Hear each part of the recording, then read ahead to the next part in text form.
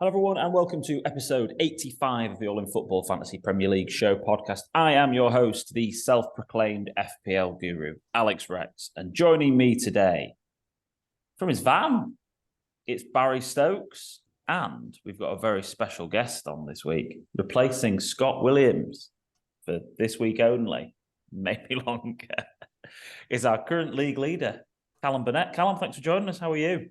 Not too bad. Merry Christmas. I'm doing all right. How are you?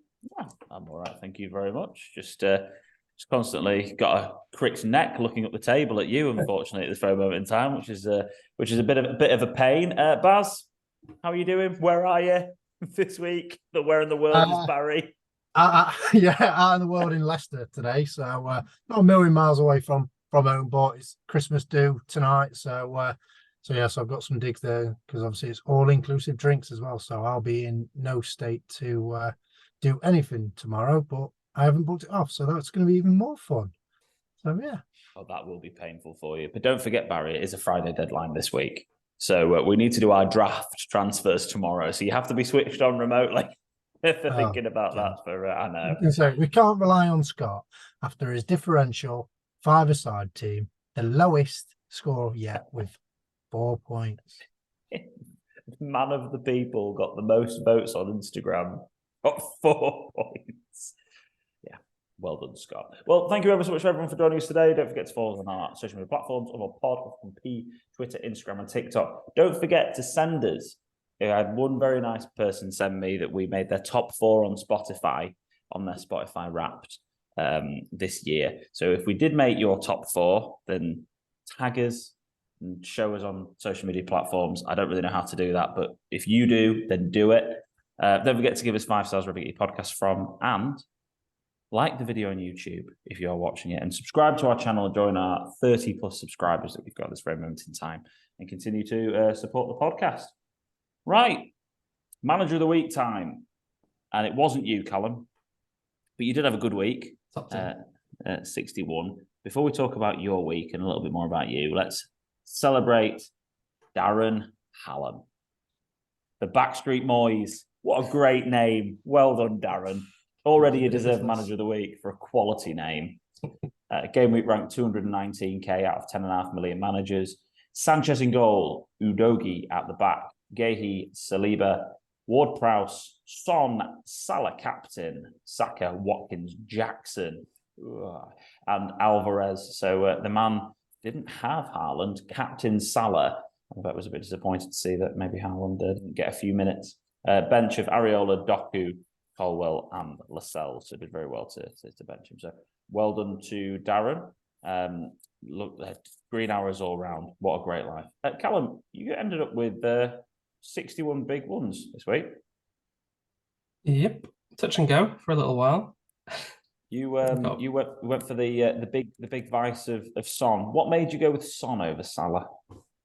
I think I was just a little bit blasé thinking Haaland would play, to be honest. I genuinely think it was a miss. So as soon as I looked at it, I was like, why have I not done that? But it all paid off in the end. It certainly did all pay off. Son played on the left as well most of that game. As soon as I saw Richarlison was up top, I was like, oh, great. Well, at least he's getting minutes, I thought. But no, he did all right, didn't he? Yeah, because I think the narrative this season has definitely been Son plays through the middle, Son scores points. And now, like, Son plays on the left and he doesn't. But with it felt like in that game, Kulusevski played through the middle in like a 10, didn't he? Behind Richarlison. Then they had Brennan Johnson on the right and Son on the left. Did you watch any of the highlights, Callum? The game? No, you should have revelled in it. Baz, did you see any of them? I'm highlightless this week. I watched some of the game, mate, to be fair. So they look really good. Richarlison actually looked like a really good potential asset as well going forward. And you know what you're going to get with Spurs going forward. It's going out. It's very aggressive football. So it's like, do you risk obviously having a defender? If you're probably going to, you're probably either going to have Udogie like Darren had, or you're going to have Porro. So, and I'm tempted to even bring in Porro this week because I'm playing a 2-5-3 at the moment, and you can't do it. Well, again, we're going to get onto this in a bit because I'm potentially going to wildcard this week, and Porro has been one of the first players that I've picked and put in the team. I just think he has that touch more quality than Udogie, and also has his statistics generally are a little bit better. But again, we'll have a look at that in a bit more depth. Plus, on corners as well. Yeah, a few set pieces. I was listening live, and his name did come up quite a bit in the commentary.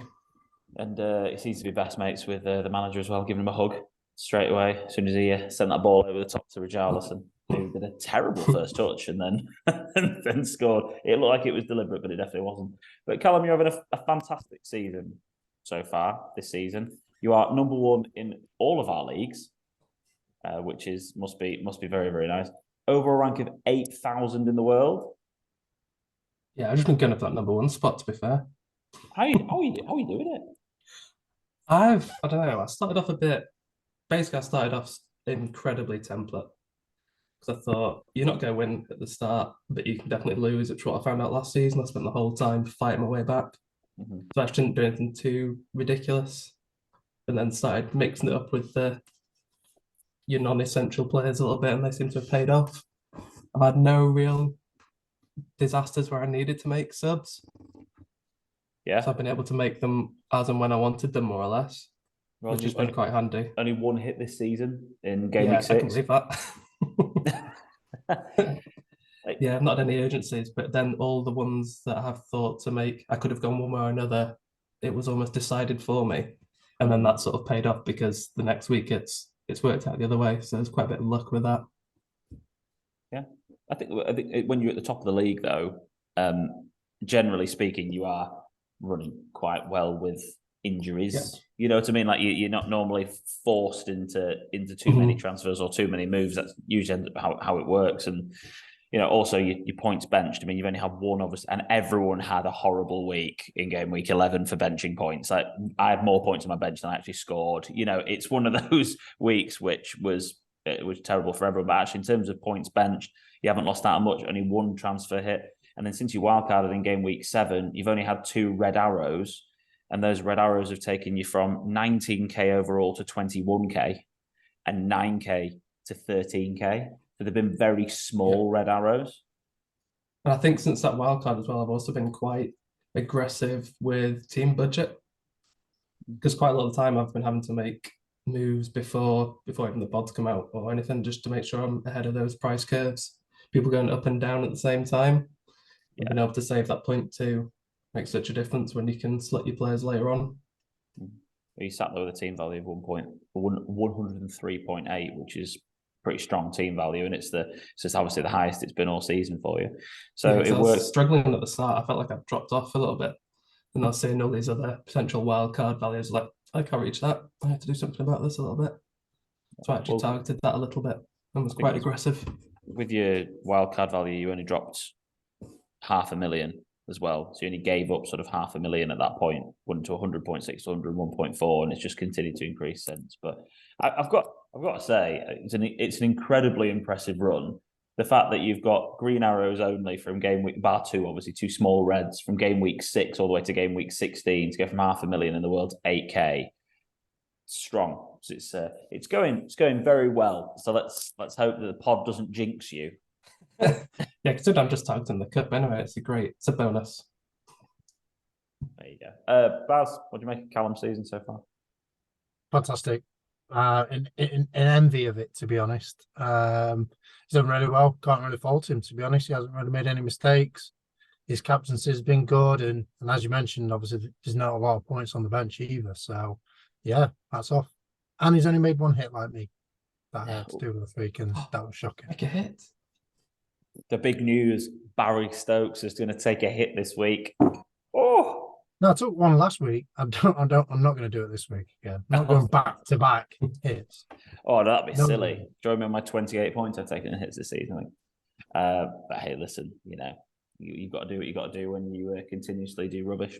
So let's do a quick look at a fixture ticker that I've created for the next 8 game weeks, because we have got an incredibly busy Christmas period coming up now. And from game week 17 to game week 20, It's I mean, it's all very, very close together. Game week 20 starts in the 30th of December or something like that. Anyway, they're all basically in the next 17 days, 17, 18 days. So what I've tried to do here for all the YouTube watchers is just highlight in the next 8 weeks some really good fixture runs from people. So if they have had, the only exception to what I'm about to say is Fulham and those 2 greens together here with Burnley at home and Bournemouth away. And the reason I've highlighted those guys with those fixtures is because Fulham have done 2 5-0 wins back to back. So I thought we just kind of need to acknowledge how amazing they've done the last 2 weeks. But all of these have been basically if they've got 3 green fixtures in a row. Some of these other teams might have 2. Some of these teams actually have 1 off really good fixtures, but these teams have at least 3 good fixtures in a row. So for pod listeners, I'm just going to cover off very quickly where the fixture runs are. So game week 19 through 22, and reminder, we're just going into game week 17 here. So game week 19 through 22, Arsenal. Aston Villa basically have a really good fixture run all the way through from 17 to 24. The only exceptions are Man U away in game week 19. Meh. Kind of the only real exception. They have got Newcastle and Man United both at home game weeks 22 and 24, but Villa win every home game anyway, so I won't worry too much about these 2 teams either in those fixtures. But Villa basically have a fantastic run, even if you don't want to include 22 and 24 from 17 through to 21. Bournemouth, next 3, 17 to 19. Brentford, 19 to 21. Brighton, 21 to 23. And then from 25 to 28. So Brighton have a really good run of fixtures from game week 21.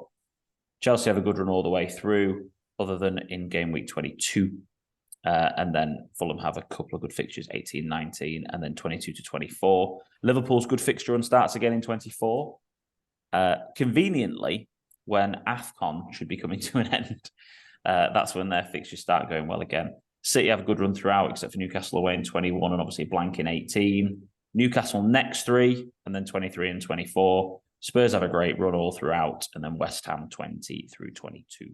So those are the teams that you need to be looking at. And it's all about planning your transfers moving forward. That's why I've done this graphic. So if you want to do a screen grab, anybody on YouTube, whatever else, it's just a really good visual to be able to see where you're going to jump on and jump off certain players throughout this busy period. Because you're wanting to also make sure you've got players that are playing 90 as much as possible, or at least pretty nailed on starters. And also for teams that aren't in Europe or potentially aren't still in the League Cup. So between game week 17 and 18 is the League Cup quarterfinals. So we've got Chelsea playing Newcastle, and these are all at home as Chelsea are at home to Newcastle. Everton are at home to Fulham, and Liverpool at home to West Ham. Those are 3 of the 4 fixtures. The other fixture is, I can't remember, but it's 2 teams that aren't in the Premier League. We're talking about FPL here.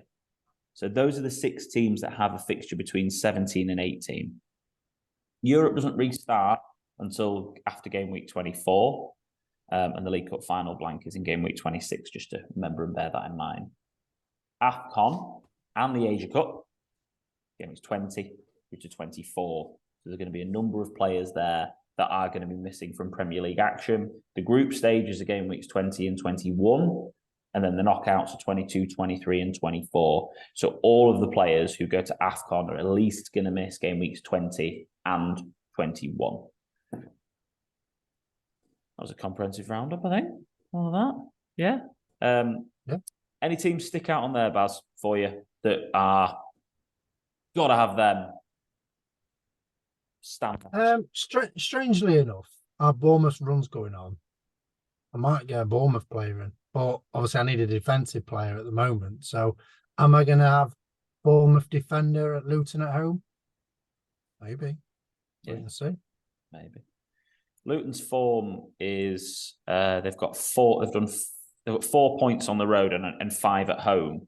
But I think it's their goal difference that's majorly different. So, Scott obviously always talks about Luton at home being a bit of a different animal to being away. But they've only got 1 more point at home, but their goals scored is a lot higher and goals conceded is a little bit less. So it's their goal difference that is the big difference, which is why actually that might be a good shout.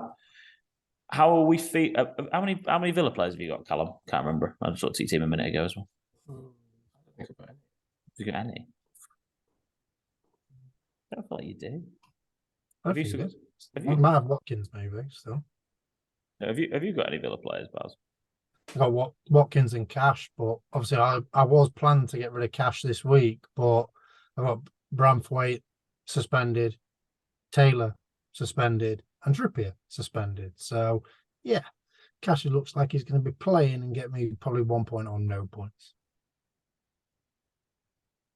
Callum? Yeah, I jumped off Cash a couple of weeks ago. So that was my last one. Have you not still got Watkins? No, I never had him. Never had him. See, that's interesting. You never had him, and you're still top of the league. Because he Yeah, went just- through a phase of returning all the time, didn't he? Yeah. So I was really tempted, and then he started stopping again. So that's half you. You waited until Scott transferred him in, and then Yeah. didn't bother. I think that's why No, I Scott just had jinxed. Alvarez.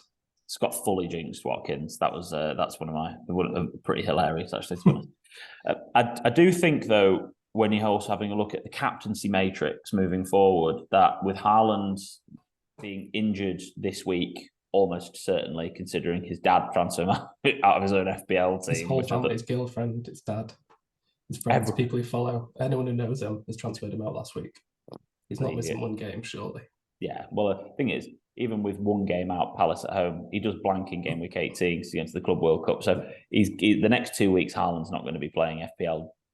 That's almost certain, judging by what is everyone that knows him and is close to him is saying. So it seems like a pretty boring relative no-brainer. Do you not think to maybe go for Watkins? I know he's not returned in the last 2 games, but there have been 2 1-0 wins against the two of the other best teams in the league.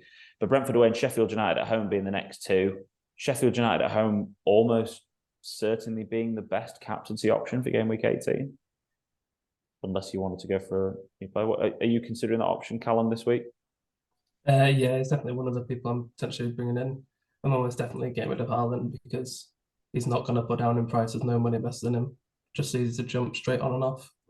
And maybe if everyone clears him out, he might even drop down 0.1, might make a difference. There is potential for that. Is anyone else on your list? Or is the other option just keeping him? No, I don't think I'm going to keep him. Again, just as I said, I've got 2 transfers this week. So it seems, I don't know, there's no point in me keeping him, I don't think, with the blank coming up. So I was looking at Solanke as well, potentially, just because that is a tasty fixture. But I know it's a more short-term move, so I'm trying to weigh up. I think he might get more points, but I think it's more of a short-term punt. I think if you had, on the surface, if you compared Luton at home, Fulham at home, and Forest away against Sheffield United at home, Brentford away, and Man U away, you probably think Solanke is going to score more points or more goals than Watkins is in those 3. But then, yeah, like you say, it's the fixtures following on from that. They're not great for Bournemouth, but for Villa, they continue to be good for at least the next 2, Burnley at home and Everton away, and then they've got another good. And the thing is, as well, it's the home stuff for Villa. I think the big thing would be for me to get Watkins in is because of that home game at Sheffield United. And I think he's probably captain material that week. And it's just the lack of forward choices still, really. If Well, you that's go why- get rid of Haaland, you need to get someone else. There's not really that many options to go for. But that's why when I look at my wildcard team, I've still got Archer because it's just the structure. It's just the structure. Like I don't ever want more than 2 strikers, really. So Baz, obviously you've got Erling. Is he somebody you're thinking of potentially getting rid of? I mean, I know you're going to say it's a defensive transfer for you this week. You said it a couple of times already, but what do you think of the Haaland I might have situation? other fires to put out, so I might have to keep hold. And to be honest, you're kind of taking him out for what? Well, for me, I'll be only taking him out for the blank week and then bringing him back in. So it's pointless for me. Well, you've got 2 weeks you'd be taking him out for, isn't it? Yeah, but I've got a defending transfer this week. Yeah. So Assuming it's back.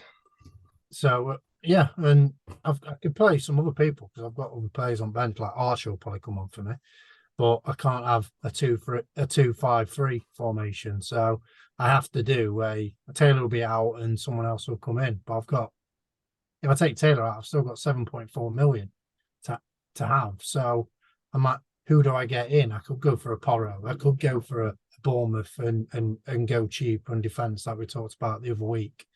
So yeah, so For me, answer it. I'm going to still keep Haaland because at the end of the day, I'll only be transferring him out for 1 week. I think the thing to bear in mind with the Haaland situation is that game week 20 starts on December the 30th. So it's 17 days. So it's not even 3 weeks. And that's 4 game week. And they play on the 30th as well. So they play. So it's not even 3 weeks. It's 17 days. And they've also got in that blank 2 games at the Club World Cup. Now I know we could wait and see, but I feel like if there's any sort of news on Haaland that's pretty conclusive, then there's 4 game weeks there, which he's probably going to miss because they're all within 17 days. And then the game back is game week 21, which is Newcastle away. So it depends what comes out in terms of injury news. Pep's usually plays card close to his chest. Pep's done his press conference for the game, and he says he's definitely missing this game, but he'll be back in training Thursday. Is that what he said? Back at the club at Thursday, not back in training. Well, I get the gist of That's their assessment. I thought training. I just heard something just before I came on about that. Well, I didn't hear that quote at all. So there you go. It's interesting to hear. It's interesting, I think, then what people are going to do. I mean, I think if I wild card, it'll be a case of definitely take Haaland out in a wild card, but just leave the money in the bank to make sure I can get him straight back. Because I definitely don't want to not have him for Sheffield United at home in game week 20, because that would be clinically insane. Because that's the most obvious and easy captain I think you can do. But the Haaland chat's important. Keep your ears close to the ground. I think in terms of if you've got the free transfers like Callum has to there, and if potentially wildcarding, then a Watkins and a Solanke are the options. On FPL, Guardiola, Haaland will return to training on Thursday. Okay. Well, then if that's the case, then definitely wildcarding, take him out. If it's a free transfer, take him out. For a hit, there's probably no point, is there? Because he's going to miss 2 game weeks most likely. But we'll see. Maybe he'll play Palace. Maybe he'll start. Who knows? But yeah, look, who knows? I'm sure that'll be all over Twitter anyway. I wanted to discuss. Buying Trent. I won't be rearranging that money for Trent. Let's put it that way. No, not with the fixture run that they've got. Sticking with City, then, if we're looking at other assets for Man City, are we still feeling good about Alvarez, Callum? Meh about Alvarez, I think is fair. He's ticking along fine, but yeah, it's nothing. It's not smashing it up. But maybe if he gets a few games at it, he might get some more points. But I think it's just a lack of alternatives why he's still there for me, to be honest. At the times when I had subs available, or transfers available, should I say? Who else would you look at from Man City? Oh, no one. I'd want to, but I'm too worried about them not playing, especially at the moment. There's so many injuries and suspensions and everything coming in. Pet roulette's not where I want to be. I want to be making sure I at least get some points on the board rather than potentially big holes and nothing. Is there something to be said for it, though, Baz, potentially that City don't really have that many options at this very moment in time? So Doku being injured, especially if Alvarez is going to play in place of Haaland up top, that someone like Foden seems relatively nailed.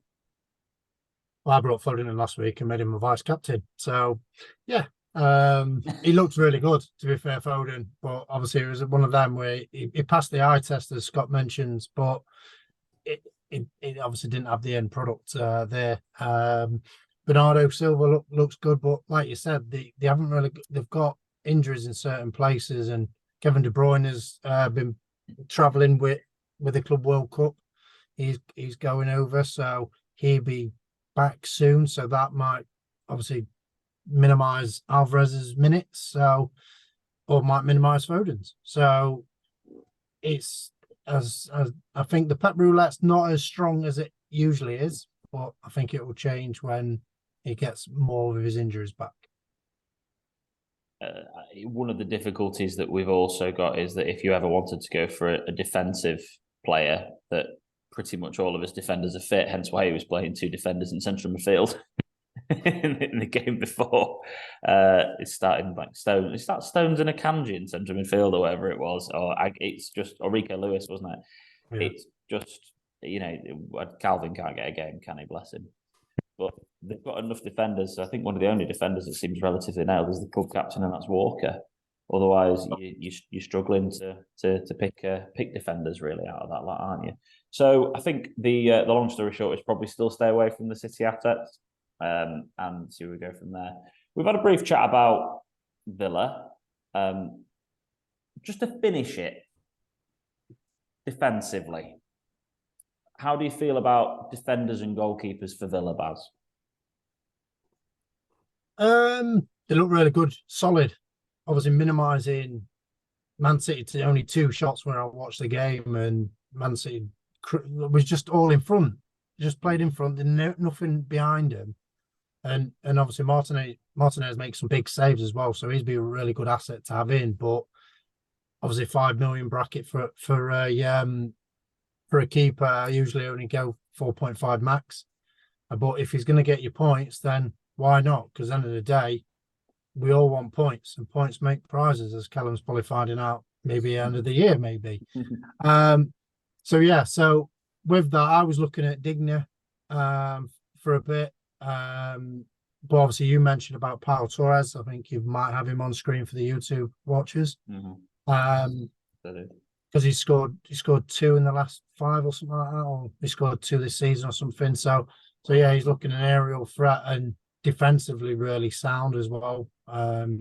So Digne goes forward, and you got Pau Torres from the back, and they look very solid and stable. And they've got 4 now, 4 solid ones: Conte, Diego Carlos, Digne, and Pau Torres are the 4 he plays and trusts.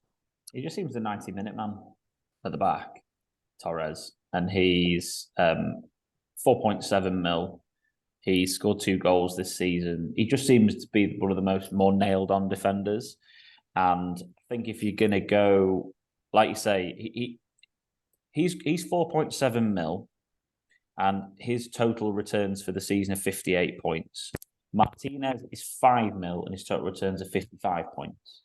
So out of the 2 of them, you're going to want to go for Pau Torres, really, if you're going to choose to go for one of those. And I'm not comfortable doubling up on any defence currently this season.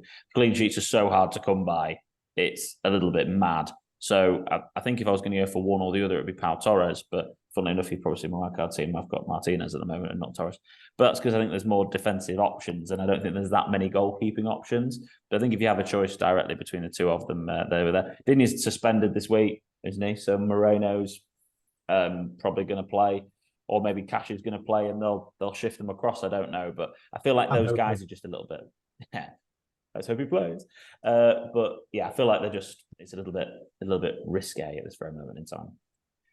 Talk about Bournemouth. You were talking about one of their defenders, though, Callum, weren't you? At one point, Senesi. Yeah, and he scored this week. Yeah, it was nearly last week, but hey ho. He's one of the only options you could potentially look at there, I think. Is he 4.3? 4.5, 4.6. He's 4.6. I thought it was. I know he's recently gone up. I don't know if he was 4.3, and he's gone up to 4.4. He's 4.4 now. Yeah, so he's 4.3 to 4.4. Yeah, that's the thing, isn't it? You know, he's a cheap option if you wanted to do some enabling and have some extra games. Let's have a chat about Chelsea. So, Baz, are they rubbish? Are they doing not great at all? Are they a team, if they've got the best fixture on, that we should probably just have Palmer because he's cheap enough for us to deal with and not have anybody else? Or should we be throwing ourselves headfirst into Pochettino's Chelsea team? Well, last week was all laughing at having 3 Chelsea assets, and the manager of the week had 3 Chelsea assets, Darren Hallam. So that was quite funny on that front. But with that, I think for me personally, Palmer, I think it's a wait and see with that one. And Cuckoo's coming back as well, so he'll be a very good asset as well to have. And hopefully get more goals going up front because they look a bit blunt up there. Reece James come off again injured. So yeah, exactly. I think Sanchez potentially might be out. So it's a bit crazy over there at Chelsea, and he's got that many players. It's a bit like what Cooper at the moment is like, what's my strongest 11? And I don't think he's found that yet. I think he might have in the midfield area, but up tops, obviously, he's still probably unconvinced about Jackson. And obviously, I think he's waiting for Nkunku to come back. Defensively, it's all over the place. And Sanchez is Sanchez. And I think, he's just that. They're 12th in the league, Callum, and they've scored the same amount of goals as West Ham. They've conceded more goals than Crystal Palace and Everton. The only real teams that conceded significantly more than them are Bournemouth, who got pumped one game, Luton, Burnley, and Sheffield United. Are we overrating them because of the green? Potentially, yeah. Because if you look at them still as if you don't look at them as Chelsea and look at them as an 11th place Premier League side, they're probably doing what you expect. Mm-hmm. You maybe expect them to do. I've got cramp. You may expect them to do. Stretch it off. Stretch it off. Yeah, you may expect like a Chelsea to do James. better. Well, they've got the same points as Brentford, Wolves, and Bournemouth. So they've got the same points as the 14th place team. They've just got a slightly better goal difference. Mm-hmm. This I think it's something to really quite strongly bear in mind, because there's a lot of hype for Colwill I'm seeing at the moment, but I'm not sure what that's based on. Might as well get Cucurella in. Well, he's based on the fact that he's 4.6 million and he starts basically every week. That's and they've got a load of green fixtures. That's the reason why he scored one goal. He didn't start at weekend. He came on for James, didn't he? Yeah, so he's going to play because James was. I mean, he got rotated, didn't he, for that reason? But James isn't going to play, is he? So I mean, Cucurella is ankle injury. Apparently, 75% chance of playing. 83. It's difficult. I think it's really difficult with Chelsea defence. I think it's just difficult to even consider what you're going to do with it. And I mean, Scott put it right. He just said, "Look, I'd probably just stay miles clear of it."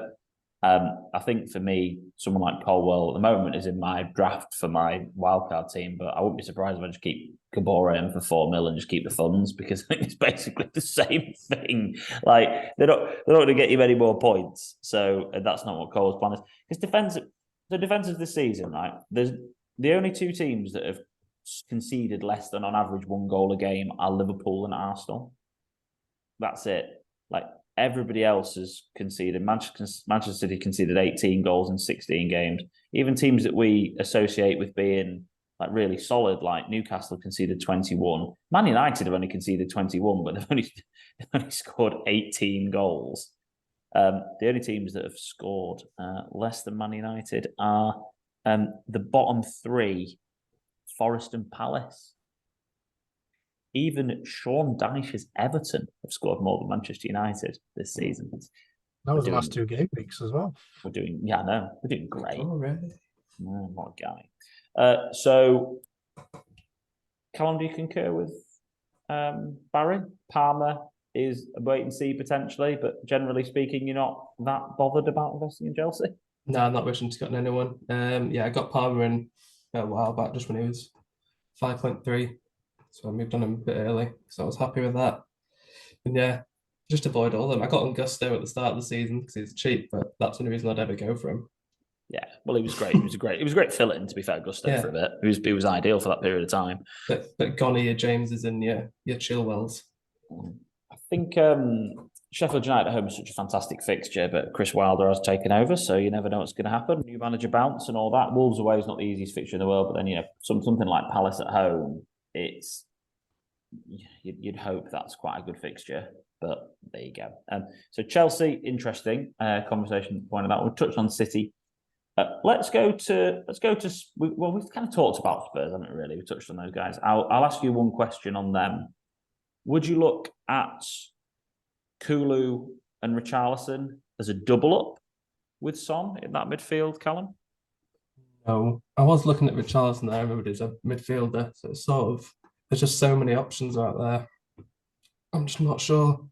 Not convinced. I'd need more than one performance, I think, to convince me, even though it was good. and he was playing through the middle in the number 9 position, £6.6 million midfielder, playing number 9 for Tottenham. That was the reason I Forest, got on Everton, Son, to Brighton. be fair, just because he was playing through the middle to begin with.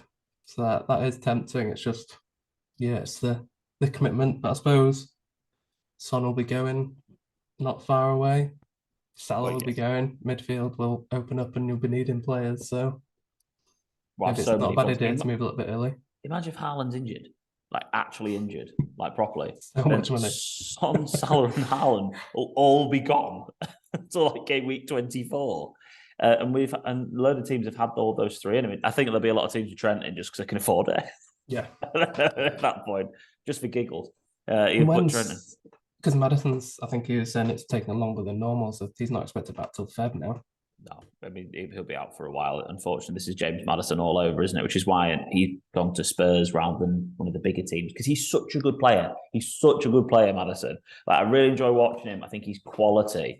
He makes that Spurs team tick massively, but he just can't do it over a full season. It feels like anymore with injuries. But Forest away, Everton at home, Brighton away, Bournemouth at home, Man U away, Brentford at home, Everton away, and Brighton at home. Such a fantastic set of fixtures. Baz, would you consider a double up with Son in the midfield with either Kulusevski or Richarlison for that run of fixtures? Yeah, or if you want to even go a differential, you could have Brennan Johnson maybe. I knew you were going to get your Wales guy in, man. I was like, come on. No one's putting Brennan in over Richarlison, Kulu, are they? Do you think? I think it links up pretty well with Porro, but like I say, I think if you've got some spare funds, then you're probably going to go for them, because in the day Johnson's a lot cheaper than them pair. So that could be a potential option for you. So, but yeah, I think if I was going for one of them, I'd have Kulusevski. Yeah, playing in the 10 role looked really good, didn't he? Actually, the weekend I enjoyed that. So, yeah, Richarlison's a good punt, maybe. You never know with Kulu, do you? So, and final team we're going to touch on before we move on to our differential draft, where Callum's going to step in this week for the absent Scott Williams. Newcastle. Newcastle have not been looking too great the last couple of games. They're playing Fulham, who have come off the back of 2 5-0 wins in a row. Jimenez is back, baby. They do play Fulham at home, Luton away, and then Forest at home. 3 good fixtures on paper. Trippier suspended for 17. What do we think of Newcastle, Baz? Where are we investing if we are investing? Wilson's back now, so Isaac's minutes might be managed as well. Probably just Gordon. To be honest, I ain't got Gordon, but that'll be the only player that I'll probably be going to. But the Almiron doesn't look right. I think Gordon just looks dangerous every time he gets the ball. So yeah, for me, Gordon, or if you want a cheap goalkeeper, Dubravka. So there'll probably be 2 players, but obviously I won't double up on defence. So then you've got Trippier, but obviously Trippier's suspended anyway. So, but I've got obviously double Newcastle defence, and I'm dreading that decision. But I needed to get rid of Turner, and now Turner's back playing again. So yeah, it's a bit difficult on that one.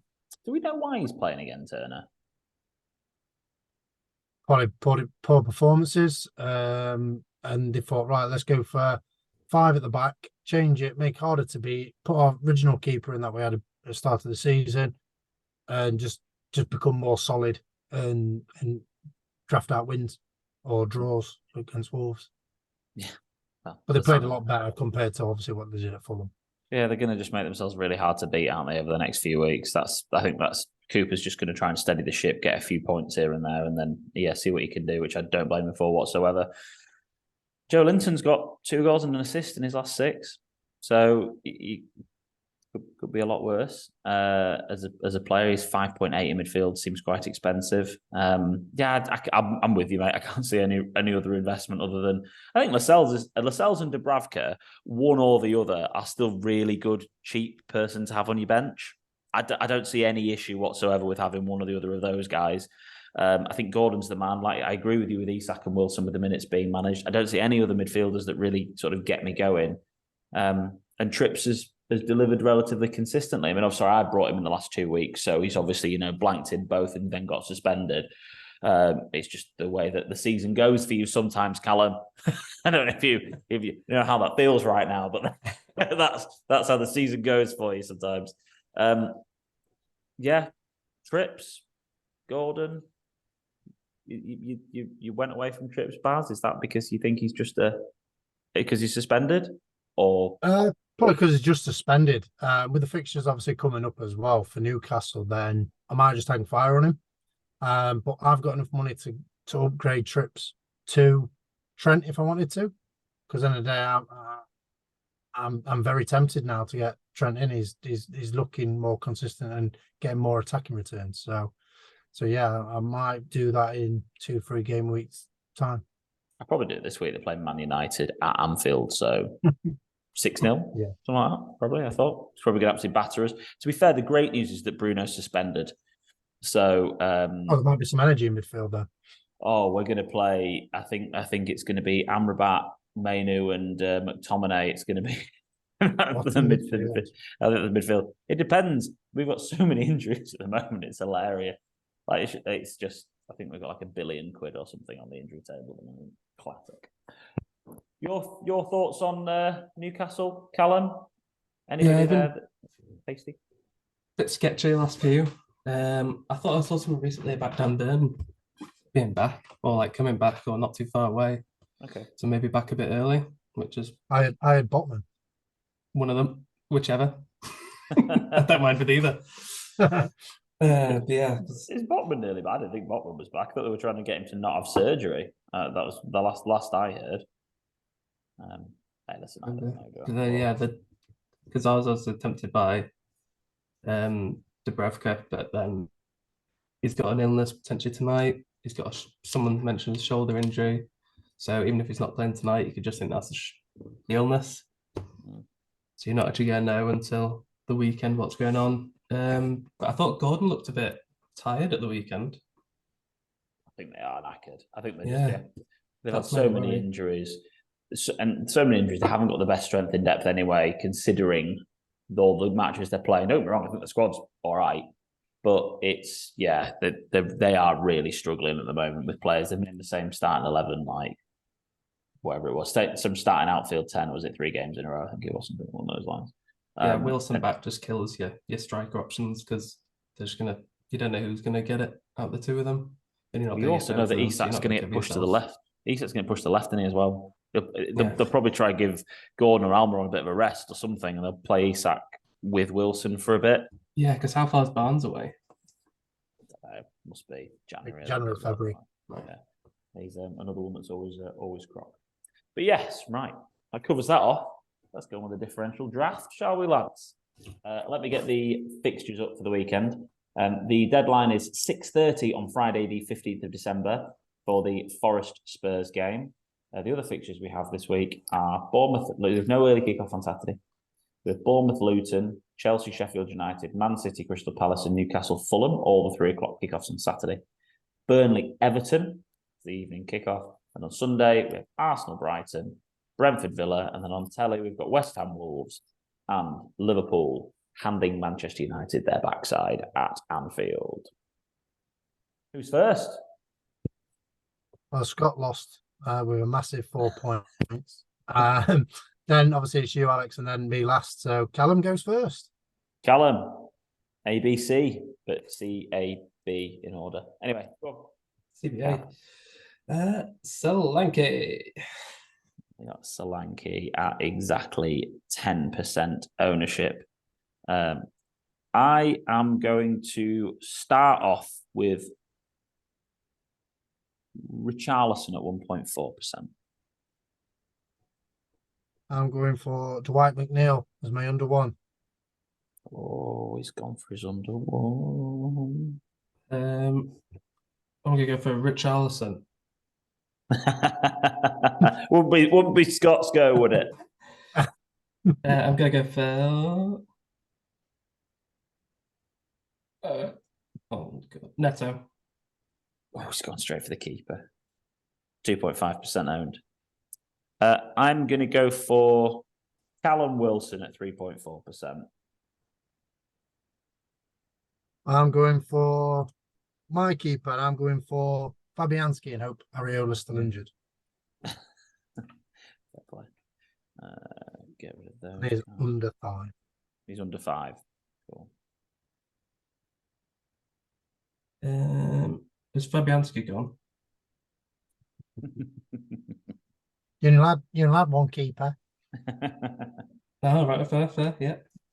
I'm going to go for Tavernier as my under 1. Tavernier at That's the 0.8. chop. Tavernier at 0.8. God, you absolutely love Bournemouth, don't you? You've literally got 3 Bournemouth straight in there. Absolutely loves the Bournemouth game. What a picture. More Bournemouth now. He's no more Bournemouth allowed. Speaking of Bournemouth, though, I think I'm going to choose my under 1 from there. I'm going to go for Billing at 0.4%. I am going to pick Jack Grealish. Oh, he went Grealish over Bernardo. I literally had a bet with myself, and then I was like, I bet Baz picks Bernardo next. I had Bernardo twice on a try. I can't make a hat trick. Gone for Grealish. I'm going for Billing, I think. Done it again. Now I'm going to go for Decore. You love Decore. He's the boy. You're such a Decore fan. He's good. I've never known someone love Decore so much in my life. I think I've got absolutely no choice but to back against Man United scoring any goals this weekend. And I'm going to go for Canate at 1.5%. Because we have I'm going to pick bite. DCL. Dominic Calvert-Lewin. Oh, he's gone for DCL at 1.1%. I like it. Callum, you have got, I think, a defender left to pick. Canate? I'm going to go for... Oh, the thing is, it started off as a joke, you re-picking the same player, but then you're just doing it to buy time now. You're like, how do I get away with more thinking time? And you can't have Senesi either. That's what he does. You can't have Sensi. You can't have Sensi at 2%. You've had too many Bournemouth. I forgot to vent. It was Bournemouth tonight. So... Nearly got me say Tavernier. Gavadio. Oscar. I like it. What a player. I haven't had an over 5 yet. So I'm going to use it on my keeper, which is such a great use of it over 5. Pickford. Do you know what? I'm not going to go for Pickford. Wow. I'm not going to do it. I'm going to do it. I'm going to go for Vicaria. Okay. I know. Pickford My defender. 7.7 on my list. My defender, Livramento. Livramento, 1.5%.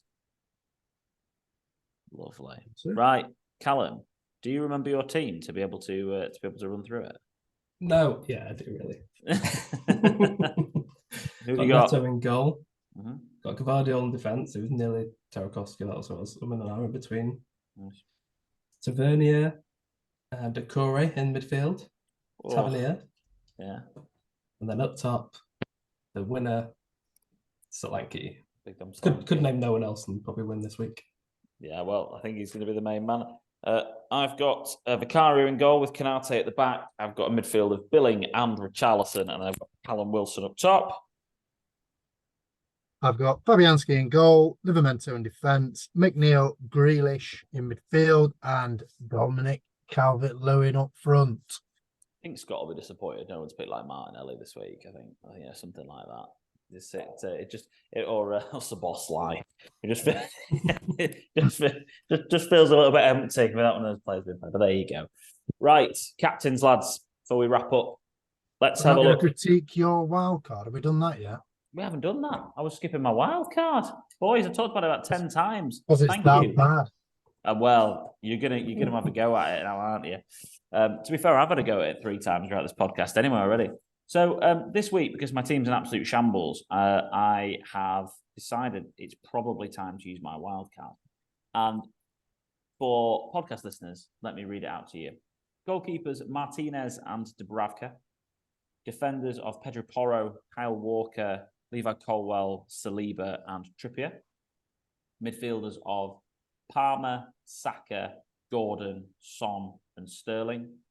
And strikers of Solanke, Ollie Watkins, and Cameron Archer. This team does have 7.9 million in the bank to be able to upgrade Solanke to Haaland in game week 19 or game week 20, depending when he's back, when he's fit, and when he's not. And then I think the other idea in this team would probably to move Gordon to someone like Bowen or Odegaard or someone else like that in game week 20. So obviously banking game week 18. As discussed already, I think that the reason I've got Martinez is because I don't think there's really that many other goalkeeper options that I liked, but actually Pau Torres is a good defensive option. I think Colwell is more than likely just probably going to be Kabore still, because I kind of like him as a bench player anyway. But the rest of it, yeah, I'm pretty happy with this, really. Baz, what do you think? Right, so good rotation with the keepers, to be fair. Martinez and Dubravka. Up to about game week 24 is very good rotation on that. I like the Porro, like Walker shouts. They're good defensive assets and potential attacking returns. Colwell, no, I won't have a Chelsea defender. Trippier, yeah. Saliba. Yeah, you're probably all right with that one, to be fair. But you did critique that you were probably going to take Colwell out and put Kabore in. Free Chelsea, even though last week we said one Chelsea and it was only Palmer. So, yeah, that's quite interesting from you, going back on your words. No integrity, Alex. I picked Sterling. I've got no integrity. Well, yeah, he's your favourite, isn't he? No Salah as well, so that's very risky. Not having Salah or Haaland. Obviously, I know Haaland's a bit injured, and obviously the Asia and African Cups coming up. So you've got Son in there, but you haven't got Salah. So that's a weird one for me on that, because Salah can score in any game, a bit like what Haaland could. And yeah, I like Solanke and Watkins, Archer. I'd rather just have a 5 million and have Cunha probably, or something like that, as another option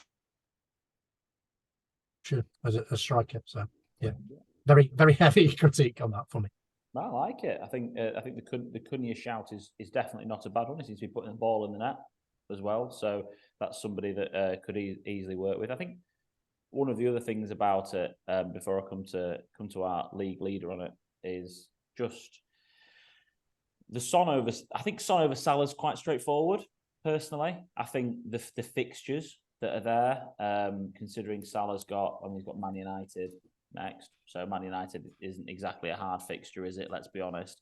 But Salah's got Man United and then Arsenal next to, followed by Burnley away, but then Newcastle after that, and then he goes to AFCON. He's only got one good fixture in 4, whereas I think actually the fixtures for Spurs in comparison are much, much better, with it being Forest, Everton, Brighton and Bournemouth. So, but one thing I can do with this team, which is quite nice, is take Sterling out if I wanted to, and then put Salah in anyway, and that's more than affordable to be able to do, and then go Colwell out, get Mr. Kabore in, because he's cheaper, but then it's just 2 transfers together. So got 2.4 in the bank. Then it's just going to take 2 transfers to get Haaland back in. It would have to be like a Salah or a Salah out with one of these strikers to be able to do that. So, Callum, what do you think about the potential wildcard team? I like it now. Like it now? Yeah, that's the same thing as I think. Yeah, Sterling's just a bit of a risk. He's not getting. Looks like he potentially could be rotated. His underlying figures aren't that great, stats wise. Regardless of eye test. Teams. Whereas Yeah. when he plays rubbish teams, he is a flat track bully. That's the reason why I was looking at him as a player in. But yes, sorry, go on. If they're rotating him out, then it's a risk I wouldn't want to be taken, and not having Salah as a big gamble. He's an easy captain choice. Is it week after next? Yeah, Burnley. Not this week or next week. The week after they play Burnley. So yeah, he is quite an easy captain. So if you're already planning to make that move, something that you say is to plan for your wild card for a few weeks, not having to road line yourself into having to make a big transfer early doors. Mm-hmm. Especially if you've already got to make a big transfer of Haaland at some point. Yeah, I mean, with this team, it would be a case of probably with the players that have to move on. It would be a case of going probably through to game week 20 without Haaland. So the fixture that he would come back to would be I'd have him in for Sheffield United at home, whereas I would go without him for the Everton away game in game week 19 on Boxing Day, even if he was fit with this team. Mm-hmm. So I'd have to go because I wouldn't be taking Salah out for Burnley. Yeah, it's stupid. And then really. It's AFCON and Asia Cup, so it's not like Son or Salah are going to play, and that's all the rest of your cash. Yeah, so it would be then it would be Salah. So this team would then have Salah out and Solanke out in game week 20 for probably Haaland and maybe a Bowen or something along those lines. And then it would be a case of Son out the week after in game week 21 when that starts for whoever's got a good run of fixture game week 21, which is probably someone from Brighton. So they've got a great run of fixtures from there. If they're performing well, if not, you could maybe even move for a Man City player or even a different Spurs. So, yeah. Alisson. Go spicy. Why not? For Richarlison for man. Captains, lads. Let's do that and then we'll wrap up. Interesting captain pick this week if Haaland's not fit. Do you not think? I think it's I think it's the easiest captaincy pick. Spurs are playing Forest, but they are away from home. So not always the easiest place to go, is it? The City ground. Solanke at home to Luton. Then you've got Chelsea and Sheffield United that we've already said that we don't have the confidence in those guys. City against Palace, but who would you go for? Alvarez as a captain's not really been returning, has he? So probably no one from City if Haaland's not fit. Fulham have won 5-0 the last 2 games in a row, and Newcastle look rubbish. You're not going to go for Newcastle, are you? Where does your captaincy lie? Is it Salah against Man United? Like I say, it is tricky on that one. Obviously, Chelsea at home, Palmer maybe. I've got Palmer, Foden, Salah, Bowen, even an Arsenal player. How expansive Brighton play. Mm-hmm. So yeah. So with that, it's very tough. So I might go and play it safe and just go Salah. Salah's probably the person who's most likely to be. If not, then I think Son's potentially an option as well. So, Cal, to wrap up, so you've got to do some daddy duties now. Who do you think your captain's going to be this week? Probably Salah. Yeah, it's been Salah or Son for me, the two, just because I'm expecting that's what it's going to be high everywhere.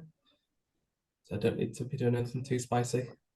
No, I think we're going to try and park the bus at Old Trafford, but we're still going to get beat. So just depends what's going to happen. Old Trafford at Anfield, sorry, we're still going to get beat. Yeah, I think personally, I like the Son move. I like the Salah move. And I wouldn't go Palmer because I don't think he's that explosive. And I wouldn't go for any of the other City players because I just don't really trust them. If you've got Bowen against Wolves, potentially Bowen as an option, I just don't think you can look too much further than Mo Salah against a Man United team that are just looking incredibly bang average. So, yeah, that's what I think. Or Solanke, actually. I don't have him. Solanke against Luton. Against Seaman doesn't seem that high. But still, I think it'd be Son or Salah for me. All right, lads, we'll wrap up there. Thank you so much for joining us. Thank you, Callum. Thank you for joining us. Cheers, thanks for having me. It was good fun. Thanks for stepping in for Scotty this week. And it was always good to miss it. So thank you for doing that. Barry, enjoy your Christmas do tonight. I sure will. And thank you ever so much for joining us. Don't forget to follow us on our social media platforms for Pod or for P, Twitter, Instagram, and TikTok, and get involved on there as well. Give us a 5-star review wherever you get your podcast from, and like the video on YouTube and subscribe to our channel. Don't forget to share it with your friends. We'll be posting these differential teams on all of our social media platforms, and get involved with those. Send us yours, as you have been doing on Facebook, which has been great to see. And we will look forward to seeing you next week, earlier on in the week, because we've got 3 weeks to cover together in a bumper podcast episode.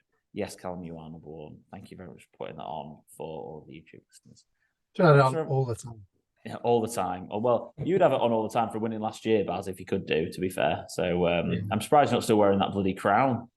I got told off wearing it in the office, so I tried to put it onto my hard hat when I go onto quarries, but it wouldn't fit. What you need to do is get Gracie D to design a crown on the actual helmet, mate. That's what you need to do. Keep it on forever. Thanks, everyone, and goodbye for now.